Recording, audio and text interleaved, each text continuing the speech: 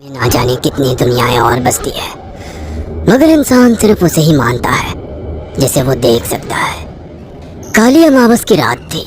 चारों ओर सिवाय हवाएं और शोर के अलावा कुछ भी नहीं था। राजन को आज घर लौटने में देर हो गई थी। रात के सन्नाटे को वो अपनी साइकिल से चीरता हुआ चला जा रहा था। वो गांव की नदी तक पहुंचा ही था कि तभी उसे नदी के पास एक काला साया दिखाई दिया जो नदी के किनारे पानी को घूरे जा रहा था।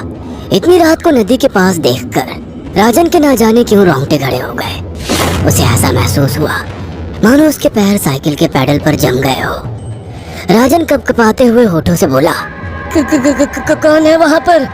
राजन ने इतना बोला ही था कि अचानक वो साया बिजली की रफ्तार से दौड़ता हुआ राजन के नजदीक आ गया। राजन की नजर जैसे ही उस साये पर पड़ी, उसके हालत से एक भयानक चीख निकल गई। इस घटना के 1 महीने बाद अर्जुन का सारा ध्यान ड्राइविंग पर था। उसकी पत्नी शिखा कार में ड्राइविंग सीट के बगल में बैठी हुई एक मैगजीन पढ़ रही थी। शिखा ने मैगजीन रखकर अर्जुन की ओर देखकर कहा, और कितनी दूर रह गया है तुम्हारा गांव अर्जुन? बस थोड़ी दूर रह गया है, आधे घंटे में हम पहुंच जाएंगे। तुम्हारे चेहरे पर इतनी टेंशन क्यों है? टेंशन क्यों नहीं होगी शिखा, मैंने अपनी माँ को बगैर बताए तुमसे लंदन में शादी जो कर ली। पता नहीं माँ तुम्हें देखकर कैसे रिएक्ट करेगी। डोंट वरी अर्जुन, मुझ पर भरोसा रखो। तुम्हारी माँ को मनाने की जिम्मेदारी मेरी है। आई होप शिखा ऐसा ही हो। यकीन मानो अगर ऐसा हुआ ना तो मेरे ऊपर से एक बहुत बड़ा बोझ उतर जाएगा। अब मुस्कुरा भी दो यार। अच्छा, तुम बता रहे थे कि गांव में तुम्हारी बहुत बड़ी हवेली बनी हुई है, कुछ बताओ ना अपनी हवेली के बारे में। अरे 15 मिनट में हम वैसे भी पहुंचने वाले हैं, तुम खुद देख लेना। कुछ ही देर में अर्जुन अपने गांव वीरपुर अपनी हवेली में खड़ा हुआ था। अर्जुन की माँ अर्चना देवी अर्जुन के स्वागत के लिए हवेली के बाहर खड़ी हुई थी। अर्जुन ने दौड़कर अपनी माँ के पैर छुए और डरते हुए बोला, ये शिखा है माँ, मेरी पत्नी। हम दोनों ने लंदन में शादी कर ली। अर्जुन की बात सुनकर अर्चना देवी मुस्कुराकर बोली, कोई बात नहीं बेटा, एक ना एक दिन तो तुझे शादी करनी ही थी। इतना बोलकर अर्चना ने अपनी बहू को गले लगा लिया और वो अंदर आने का इशारा करती हुई वहां से चली गई। अर्जुन को अपनी माँ का ये बिहेवियर देखकर बहुत ज्यादा हैरत हुई। उसे उसकी माँ इस बार बहुत बदली हुई सी लगी। अर्जुन पूरे 10 साल बाद लंदन से आया था। अर्जुन उन्हीं ख्यालों में खोया हुआ था कि उसके कानों में उसकी पत्नी शिखा की आवाज टकराई।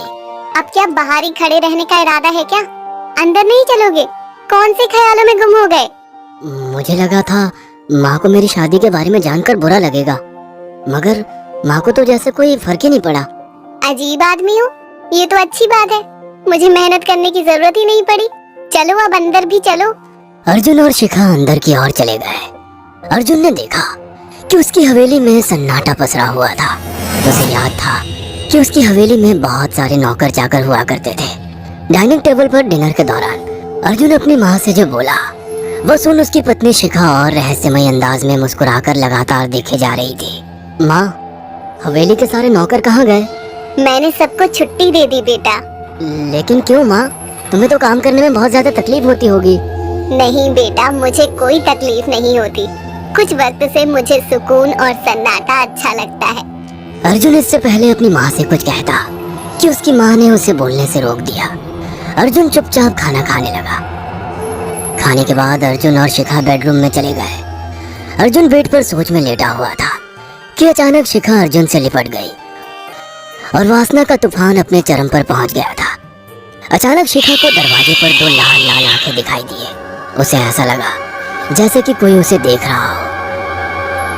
शिखा ने तुरंत बेड से उठकर अपने कपड़े पहन लिए। क्या हुआ शिखा? अर्जुन, मुझे ऐसा लगा जैसे कोई हम दोनों को देख रहा हो। पागल हो गई हो क्या? हवेली में सन्नाटा पसरा हुआ है, एक भी नौकर चाकर नहीं है। तुम्हें वहम हुआ होगा। तुमने तो सारा मूड खराब कर दिया शिखा, अब सो जाओ। उस रात अर्जुन तो गहरी नींद में सो गया, मगर शिखा की आंखों से नींद कोसों दूर थी। अगली सुबह शिखा जल्दी उठकर किचन की ओर चली गई, मगर उसने देखा कि उसकी सास अर्चना नाश्ता तैयार कर चुकी थी। माँ, आपने तकलीफ क्यों की? मुझे बुला लेती आप। शिखा की बात सुनकर उसकी सास अजीब से अंदाज में शिखा की ओर देखने लगी। उनके देखने के अंदाज में पता नहीं ऐसा क्या था कि शिखा को अपने रोंगटे खड़े होते हुए महसूस हुए। अर्चना धीरे धीरे करीब कदमों से शिखा के करीब आकर बोली, कोई बात नहीं बेटी, तुम्हें अब यहीं रहना है। तुम सिर्फ मेरे बेटे के साथ प्यार से रहो और जल्दी से मुझे एक पोता दे दो। काम की चिंता मत करो, वो सब मैं कर लूंगी। कुछ ही दिनों के बाद अर्चना गर्भवती हो गई। उसे हवेली में रहते हुए 6 महीने से ज्यादा वक्त हो चुका था और इन 6 महीनों में उसने नोट किया कि जब से वो गर्भवती हुई है उसकी सास अचानक से आकर उसके पेट पर हाथ फेरने लगती और अजीब से अंदाज में उसके पेट को घोटने लगती। शिखा ने तंग आकर अर्जुन से कहा, अर्जुन, मुझे तुम्हारी माँ का बिहेवियर बड़ा अजीब लगता है। तुम्हारी माँ जब देखो मेरे पेट पर आकर हाथ फेरती रहती है। अरे माँ को अपने पोते के आने का बेसब्री से इंतजार है शिखा, इसमें अजीब लगने वाली क्या बात है? मैं तुम्हें कैसे समझाऊं? मैंने माँ की आंखों में एक अजीब सी चमक देखी है। कैसी चमक?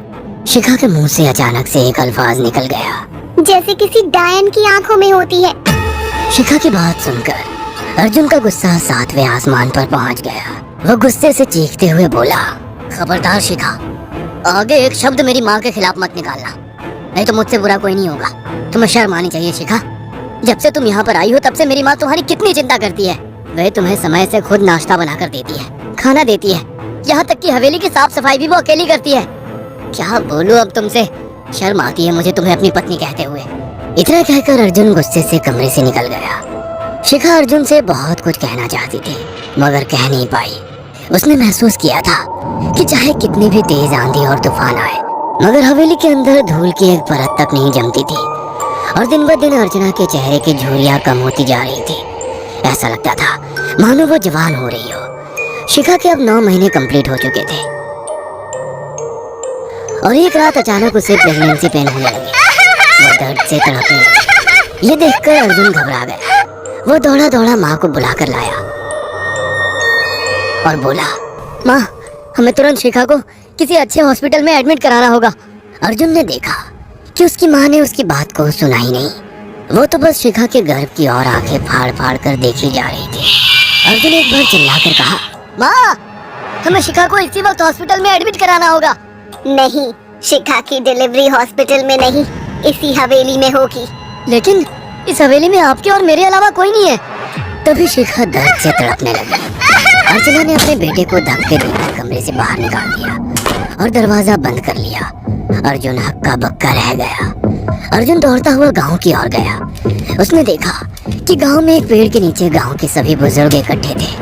उनके हाथों में जलती हुई मशालें थीं। अर्जुन उनके पास पहुंच गया और बोला, मेरी मदद कीजिए, मेरी बीवी को प्रेगनेंसी दर्द हो रहे हैं। आप प्लीज किसी दाई को बुला लीजिए, जितना पैसा चाहिए देने को मैं तैयार हूँ। तभी उसके कानों में गांव के सरपंच की आवाज टकराई, बेवकूफ लड़के, तू अपनी बीवी को एक डायन के यहाँ पर मरने के लिए छोड़ आया। क्या कहना चाहते हैं आप? आप जानते हैं आप क्या कह रहे हैं? वही जो तू सुन रहा है, तेरी माँ एक डायन है। इन गांव वालों के हाथों में जो मशाले देख रहा है ना, हम तेरी ही हवेली में आग लगाने जा रहे थे। तेरी माँ ने इस गांव में ना जाने कितने नौजवानों को मार कर खाया है। तेरी माँ एक डायन है। लगता है आपका दिमाग खराब हो गया है। आप जानते भी हैं मैं कौन हूँ? हाँ, मैं जानता हूँ। तू ठाकुर धीरेन्द्र प्रताप का बेटा है। तेरे पिता को शक हो गया था कि तेरी माँ एक डायन है, इसीलिए उन्होंने तुझे हमेशा उससे दूर रखा। पहले तेरी माँ ने तेरे पिता को मारा और धीरे धीरे करके वह हवेली के सारे नौकरों को मार कर खा गई और फिर गांव वालों को भी मारने लगी। और अब तो तेरे होने वाले बच्चे को खाएगी, क्योंकि डायन को नवजात शिशु का मांस खाना बहुत पसंद होता है। अगर मेरी बात पर यकीन नहीं है तो चलकर मेरे साथ तो खुद अपनी आंखों से देख ले। इतना कहकर सरपंच अर्जुन को लेकर हवेली की ओर चल पड़ा। उसके पीछे कई लोग थे जो जलती मशाले पकड़े हुए थे। हवेली के अंदर घुसकर उन्होंने उस कमरे के दरवाजे को तोड़ दिया जहाँ पर शिखा थी। कमरे का मंजर देखकर अर्जुन के रोंगटे खड़े हो गए। उसने देखा कि उसकी माँ एक बेहद भयानक रूप में उसके बच्चे का मांस खा रही थी और उसकी पत्नी शिखा फर्श पर मरी हुई पड़ी थी और पूरा फर्श खून से लाल था। अर्जुन को अपनी आंखों पर यकीन नहीं आ रहा था कि तभी उसकी माँ उसके ऊपर झपटी। सरपंच ने चीखकर कहा, अरे इस डायन को आग लगा दो, जिंदा जला दो इसे और साथ ही इस हवेली को भी। सभी लोगों ने जलती हुई मशाले डायन के ऊपर फेंक दी। देखते ही देखते डायन दर्द से चीखने और चिल्लाने लगी। और कुछ ही देर में वो जलकर राख हो गई। हवेली में आग लग गई। सभी लोग अर्जुन को खींचकर बाहर ले आए। अगले दिन अर्जुन अपनी पत्नी की यादें साथ लेकर आंखों में आंसू लिए दोबारा लंदन वापस चला गया। अगर आपको हमारी ये कहानी पसंद आई हो तो इसे लाइक और शेयर करना ना भूलें। साथ ही ऐसी और नई कहानियों के अपडेट्स पाने के लिए